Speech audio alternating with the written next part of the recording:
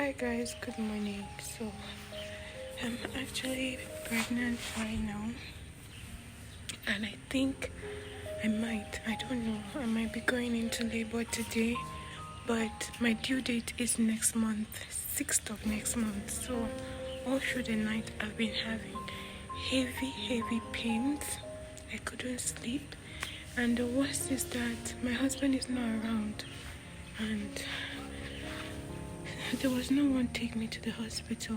I just had to bear, like I was bawling out, crying all night. So I don't know what it will be. This is what I missed the dog. This is what my tummy currently looks like. You know what's the worst? I don't have a hospital bag. I don't have anything like that because my husband traveled out of the country and is actually the one that went to like shop for baby stuff. So it's just so funny because it's not even my due date. This is September 7th. My due date is October 6th. So I don't know what's going on. I don't know. The baby was like turning. And I just had to like manage all through the night. As it is right now, I'm having the worst pains ever. Like I'm in so much pains, but whenever I'm in pains I don't know how to cry. Oh my god. Oh, my sister and my husband's friend, they are coming to pick me, and my house is like quite a distance from where they stay. So that's just so cool. Guys, I'm actually at the hospital now, and I'm 2 centimeters dilated. So I'm in so much pain, but I don't know how to react when I'm in pain. So I'm just here waiting on. My sister went to buy stuff for baby because I have absolutely nothing. So that's the update. I want to vomit, I want to poo, I want to pee, but I don't just know. Oh, people look at me and think that I'm joking.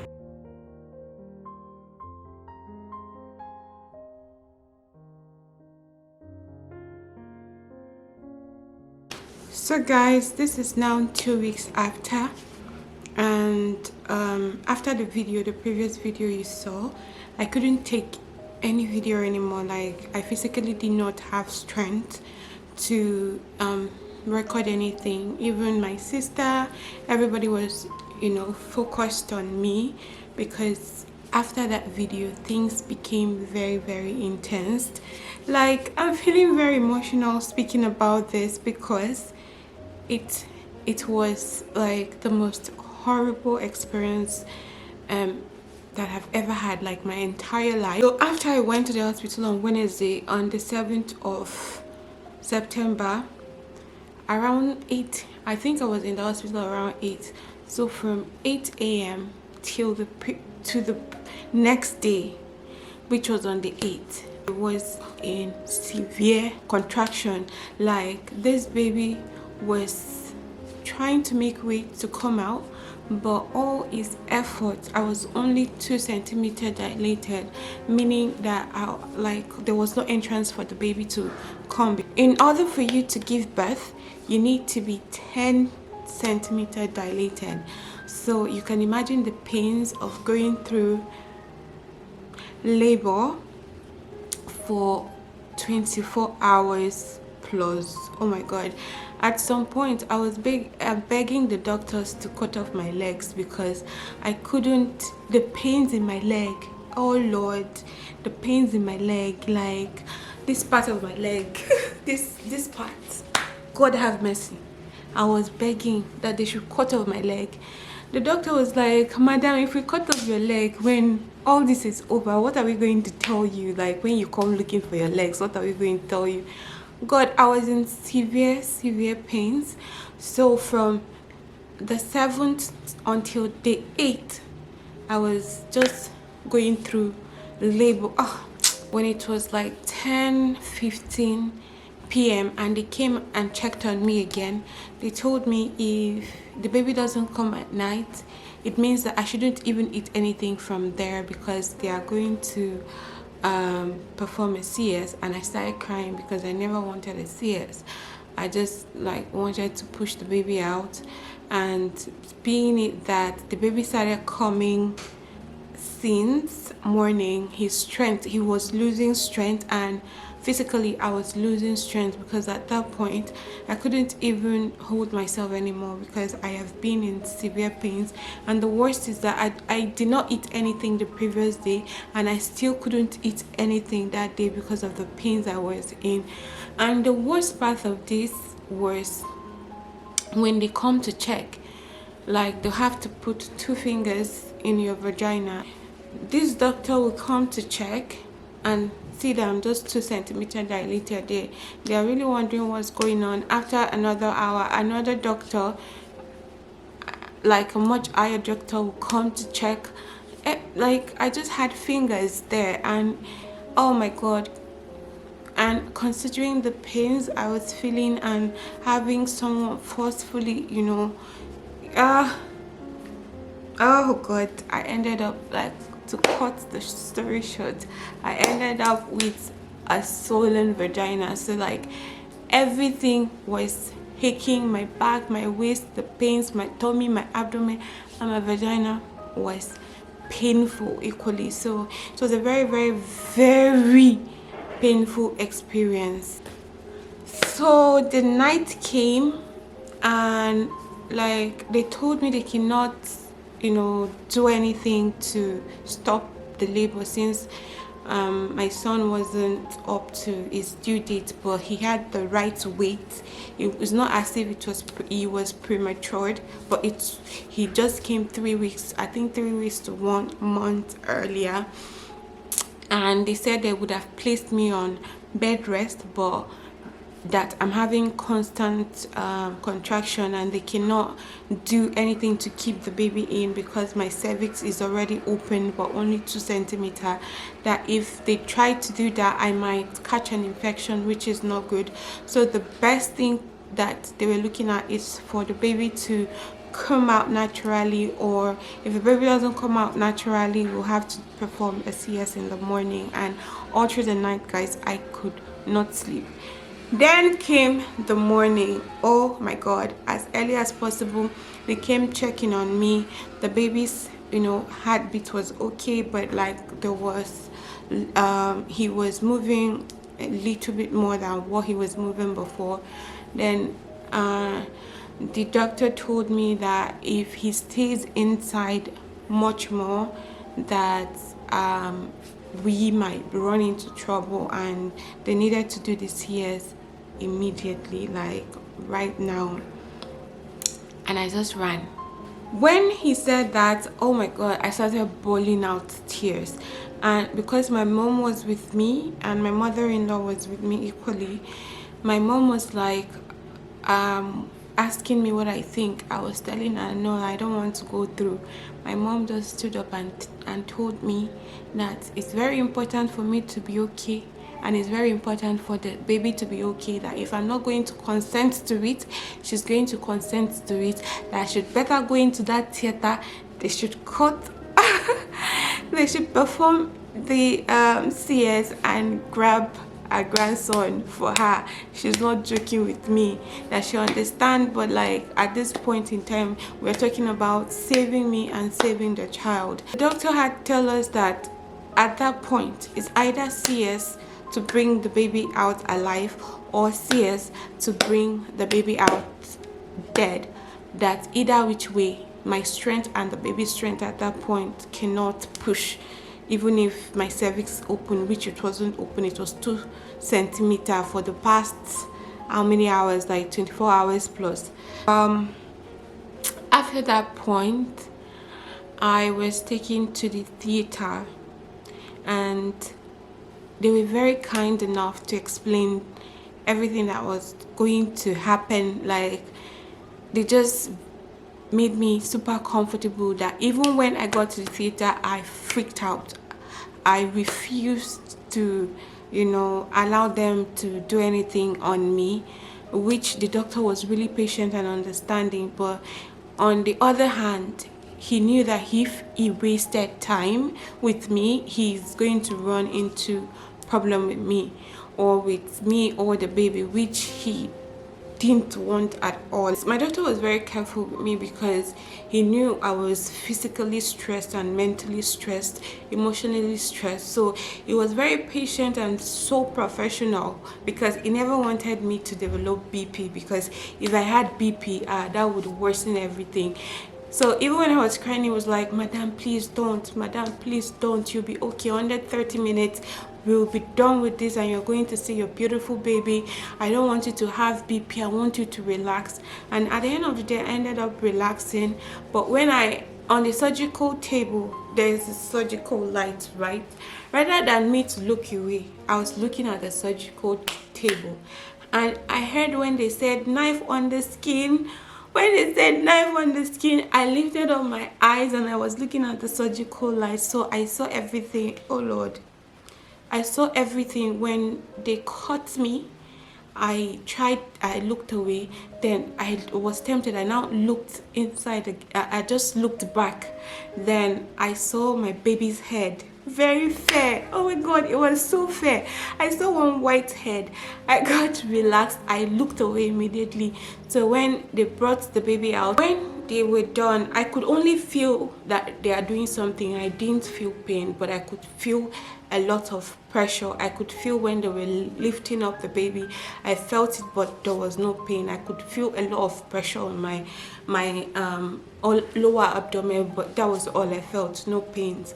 When I looked at where they were sewing me back, God have mercy, I was traumatized. Like, I snapped.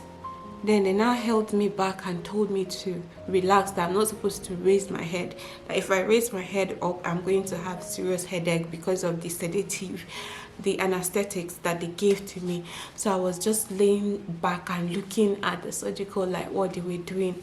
God, I was so super scared. They opened, like they called me off and they were using things to mop out the blood.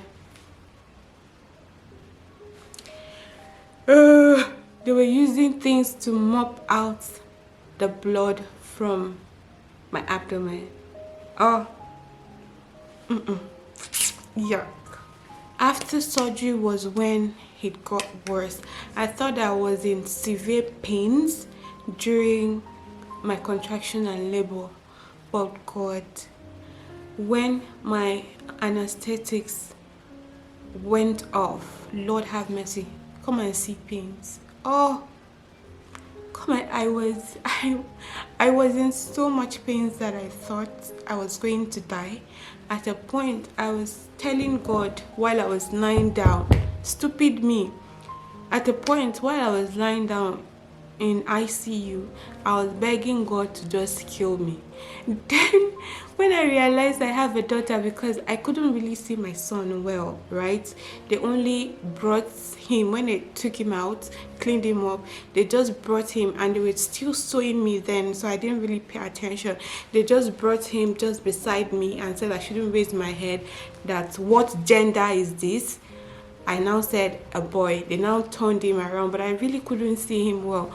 But while I was in ICU, I was begging God that God should kill me. God should kill me. I don't want to make it out. Hey, God. That I should just die. Because I was in severe pains, like so much pains. And when I said that, I remember, oh, I have a daughter. Then I'll start taking back the words, oh God, please heal me fast. I really thought that at that point, that's just how people die.